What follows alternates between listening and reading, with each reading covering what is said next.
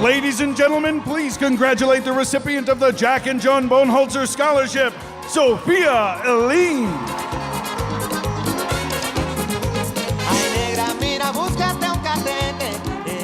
Hi, I'm Nino. And I'm Sophia. And this is Fashion Tea.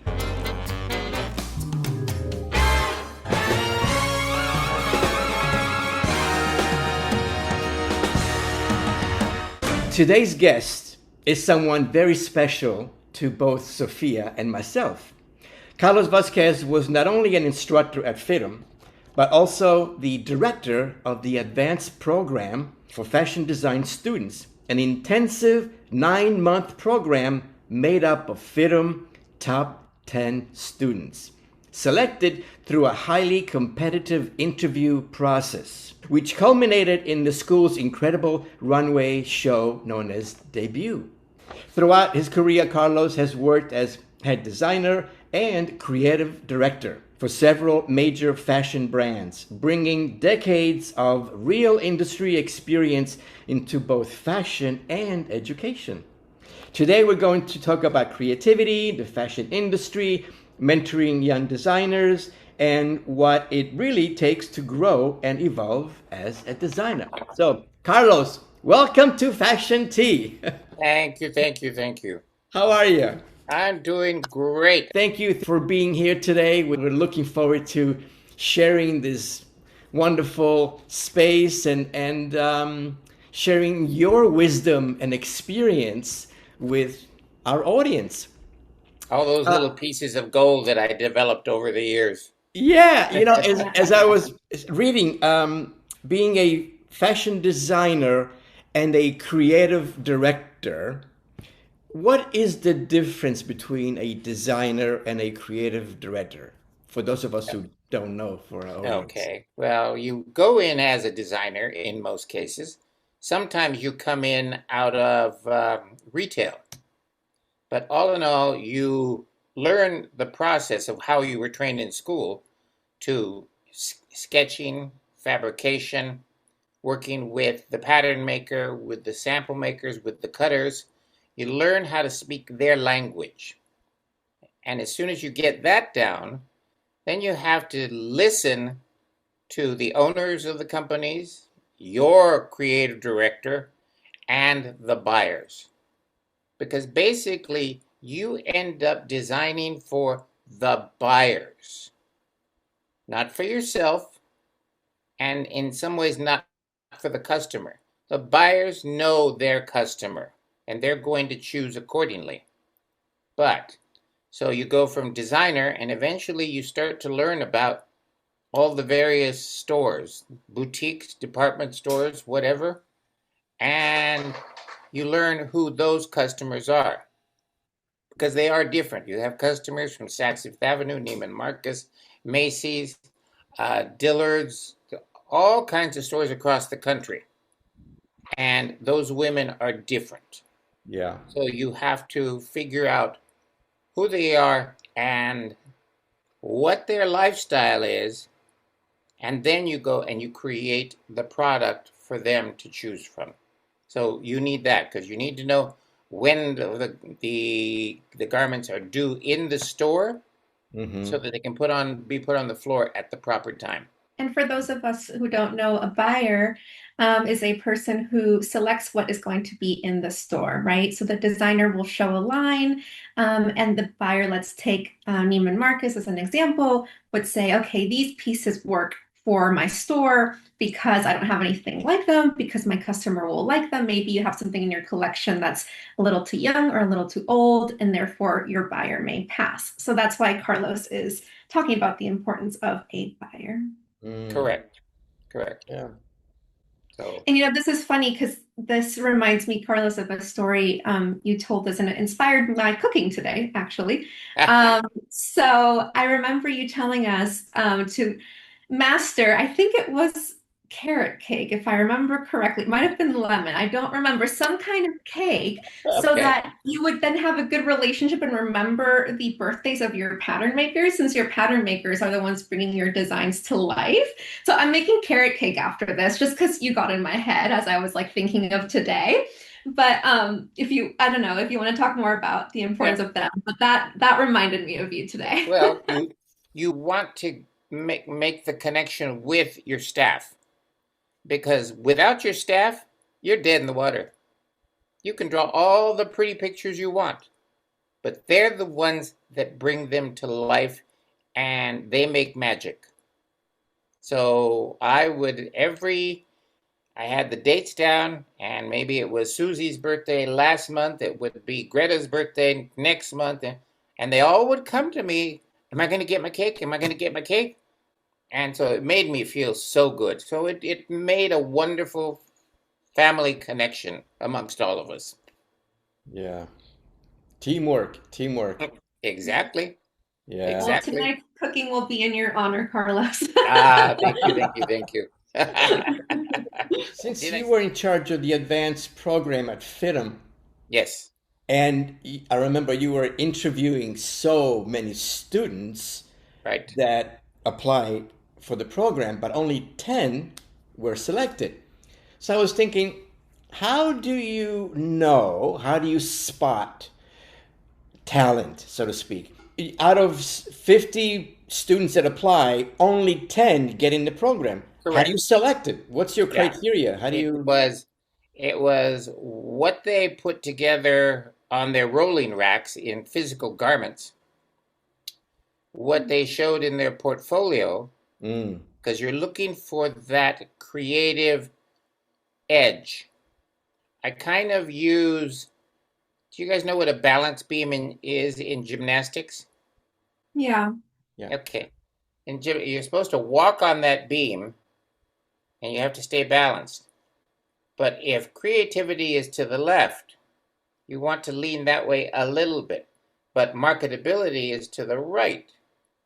So you want to be a little to the right with just a touch, depending on the company and the customers, the creativity on the left. If you go straight down the middle, that's an indication, in my opinion, you're designing for J.C. Penney's or Sears.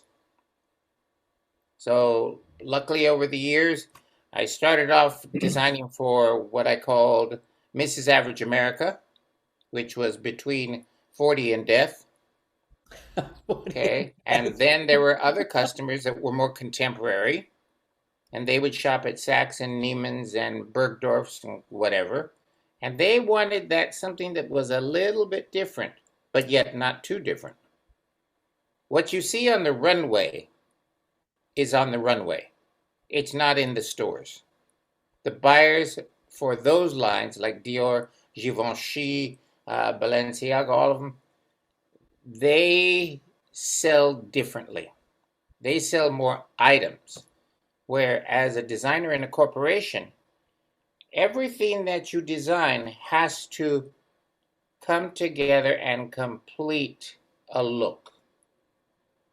So you can buy a blazer here, a pant there, a shirt there, and then you can turn it around and you can buy another look and another look and another look. But everything has to relate to each other or it's not going to work. So you do not design items.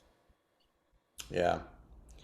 Yeah, you can be very creative, but if it doesn't sell, if there's no buyer, as we were saying, Correct. you're out of business. I Right. mean, I used to tell, Sophia would know this, if you're working for a company and you design something that doesn't sell, you've wasted your boss's money. And he's not going to keep you around. He's only going to keep you around if your product sells season after season after season after season. yeah. It's a tough business, but it's an exciting business. Oh, I would never have done anything else other than teaching. Mm. And there's a story there too. Speaking of bosses, you mentioned briefly a while back about your first day as a designer and your boss came by. Why don't you tell the audience a little bit about that? Okay. I was a very shy, timid 23-year-old. And I walk in. I ended up working for, I didn't know this. They gave me a job, and, also the thing was, I was getting paid $1.50 an hour. So Wow. that'll tell you how long ago that was. I thought I was in heaven. So I'm sitting there, and he tells me he wants me to do, I think it was vests. So I'm sitting there, and I'm sketching one vest and another vest, but I'm doing like fashion illustration, the fancy figure, the shape and the drape and this and that.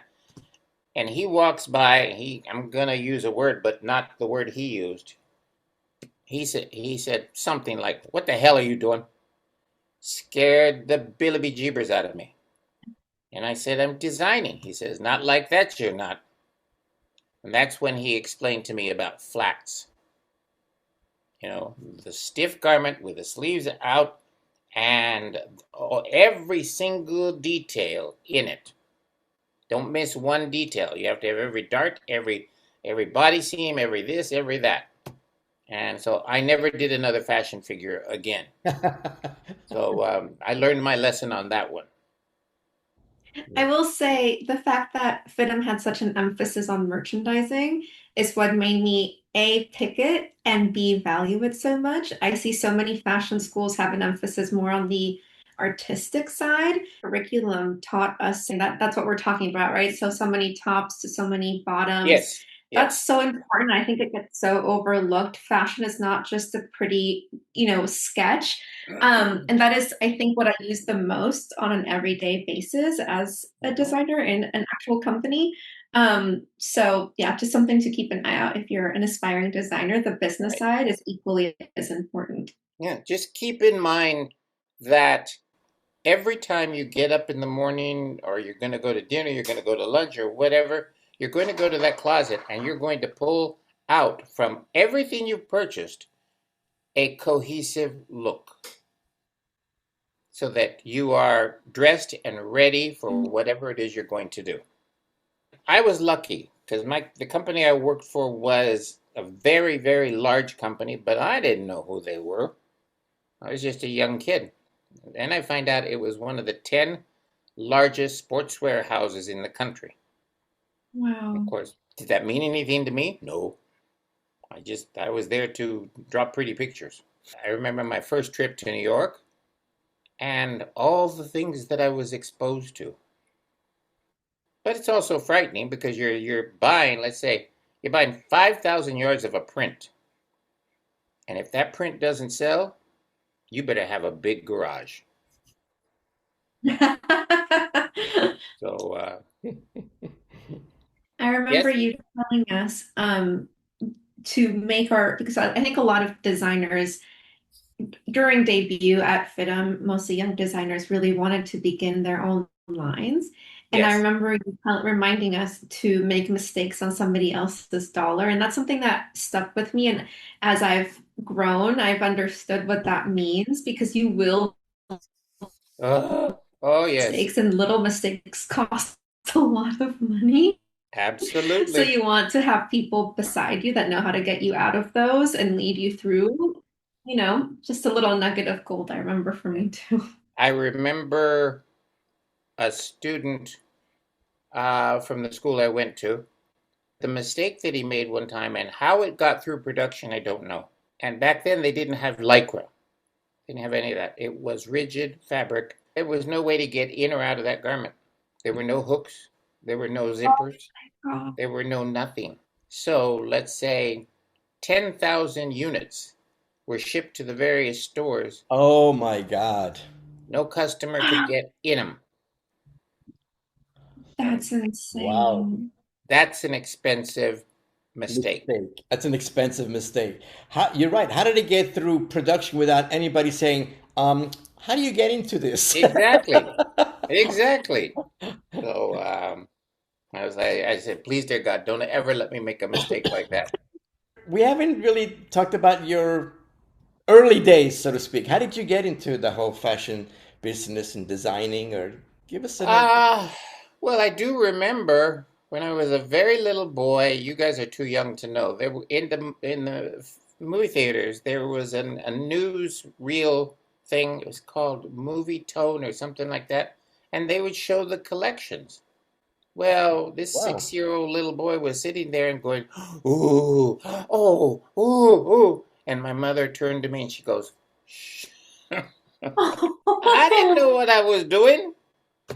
So I learned. So there was my first hint of it.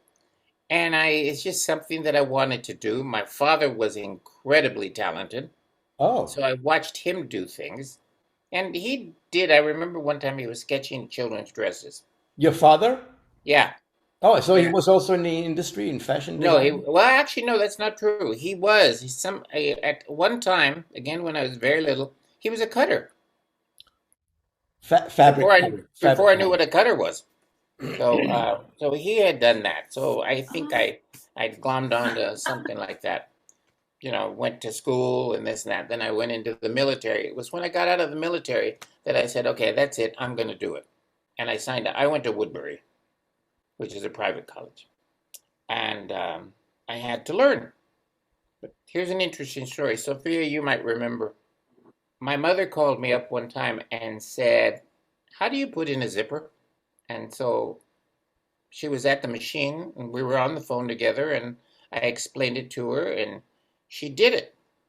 And she goes, how did you do that? Oh my God.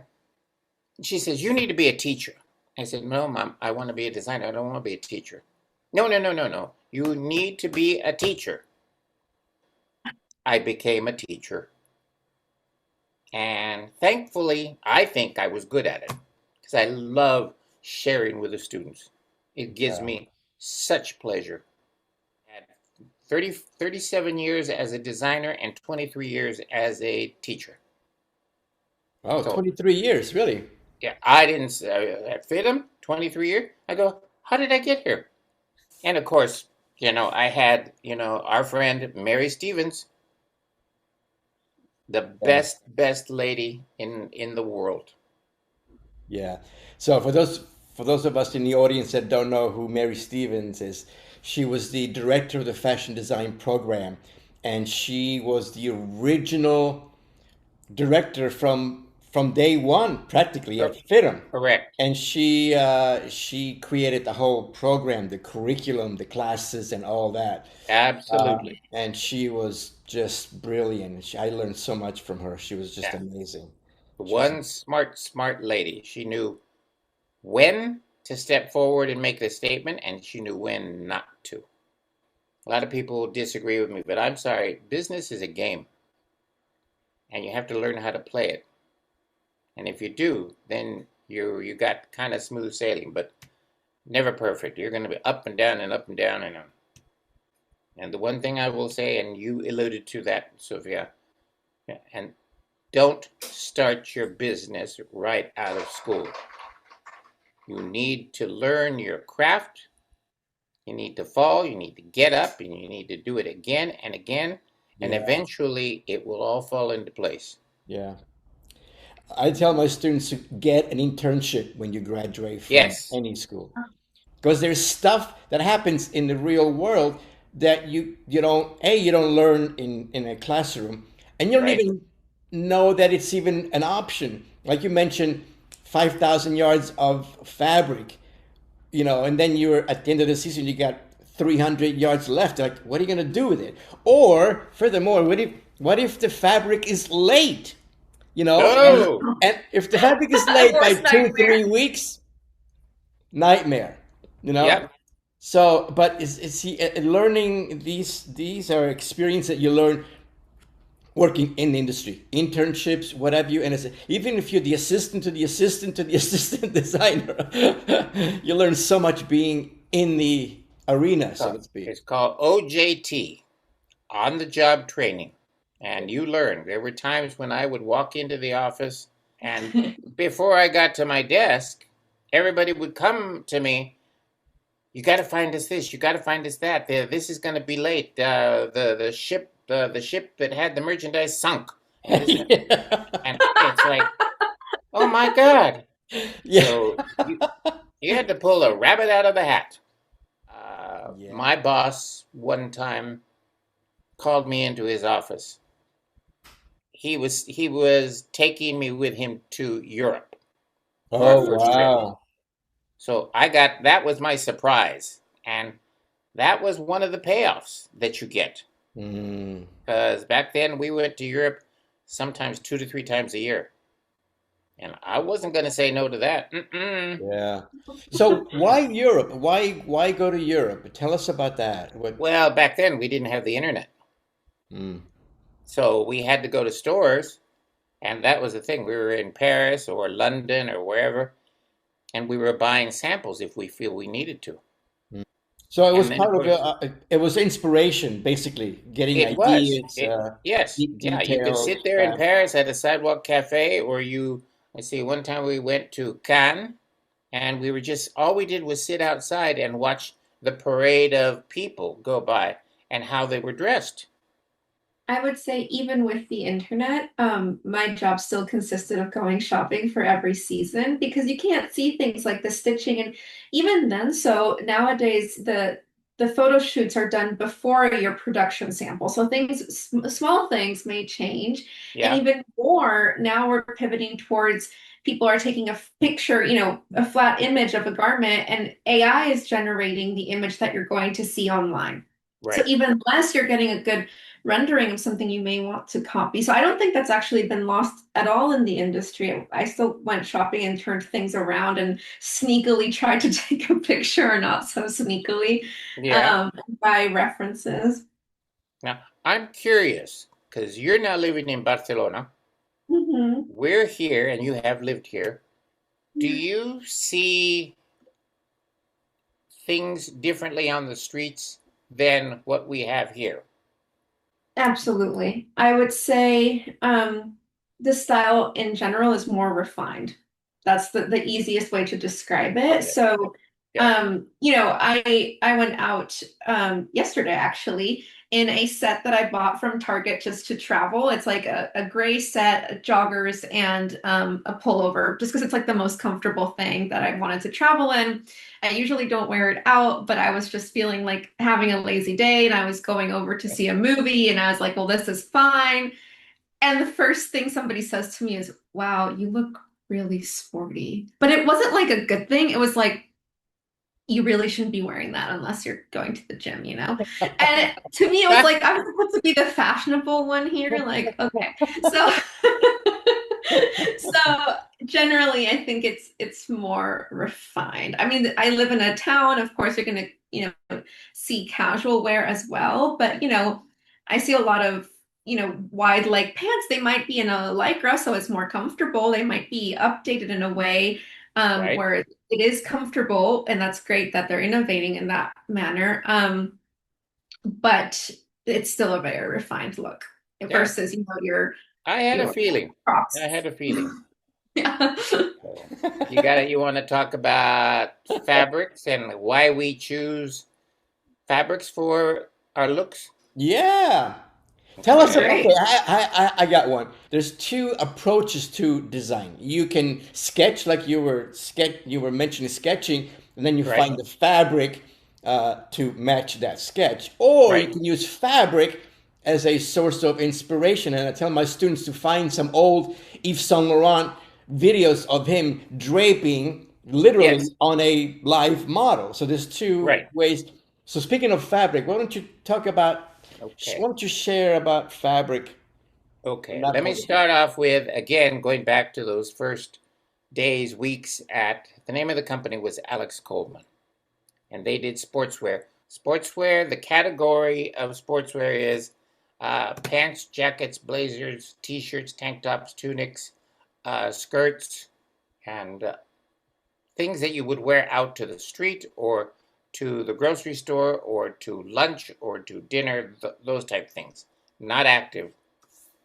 The first assignment I got was this vest. They had something like 30,000 yards of this ugly chocolate brown double knit. It was butt ugly and it felt like plastic. Nice. So I had to design garments to fit the fabric and then complete a look out of it. So there you have to discuss the hand of it, which is the feel. You have to think about the drape. How is it going to move? How is it going to fit? Is it a rigid fabric or is it a stretch? And how much stretch? And then you have to rely on your sample makers, because they're going to sew it and they're going to tell you the good and the bad of the fabric. So you have to analyze that and intertwine that with what you're designing. So that's one way to do it. Not the best, but it is what it is, because you got 30,000 yards and you got to get rid of it. The fabric is what talks to you. It tells you what it can do, what it cannot do. And then you go from there. Yeah. So colors. So many times I would be on the plane coming back home from New York and I'd be sketching. I finally had to stop because I got tired of the questions. Oh, you're a designer. Oh, what are the colors? What are the trends? What are the... You're like, oh, God. Because colors to me, okay, yes, they'll tell you whether the colors are frosty or whether they have a reddish tinge or a bluish tinge or whatever. To me, they're just colors. Pretty colors sell. Does it have to be this particular one? I don't think so. Again, you look at it and does it talk to you? Do you look at it and say, my customer would like that? Mm. If you think yes, then you got something. But you got to get the right one. And so, also with color, what other colors go with that one color? You know, because then you have pastels, you have different hues, different intensity. Is it muted? Is it bright and neon? I mean, when I graduated from FIT and I started working, and the designer picked these colors, and I really didn't understand why he chose those colors. It took me a while to train the eye to really fine-tune color. Yes. You know? Yeah. No, it's not easy because there are so many beautiful colors. Also, we have to know how to edit our own personal style out of it, because you're not the customer. Mm. Two things that I learned from you too were, one, everything but the kitchen sink, as in be careful. She remembers everything. Oh God. I know. I can quote you like all day. And there's that. So that essentially means like you don't need to put everything that comes to mind in your design. You can, redact some parts to something that is sellable. Right. And I very distinctly remember during debut, like as one of the exercises prior to creating our collection, you had to sew something up. I don't remember what it was. It wasn't, something final, but it did take us a while. And then I remember you had to sew it up, not me. Yeah. No. The students. Good. Yeah, no. And then I remember you said, okay, everyone like pick up your shears. You're like, okay. You had it, and the lesson was to not be attached to your designs. And that was such an important lesson, because as you're working with your cross-functional teams in a company and you're working with your merchandisers and, like you said, your buyers and whomever else, there's going to be your designs that are going to get cut and they're going to get edited, and you're going to disagree, but you need to be emotionally not attached to them. So those are things that I remember a lot. Oh yeah. It was so funny watching them when I'd say, get your scissors out, and they're like, what? I'm going, no, start whacking away. And actually, my boss again, his name was Bob Peterson. He taught me another lesson. I, like everybody else, I wanted to do my thing. So I was doing his thing, but I said, can we put this skirt in there? I remember it was a skirt. I don't remember what it looked like, and you could see he wanted to say no, but he said, okay. So he let it go to the first sample, and then we presented it to the owners of the companies, and he kind of pushed for it to go through.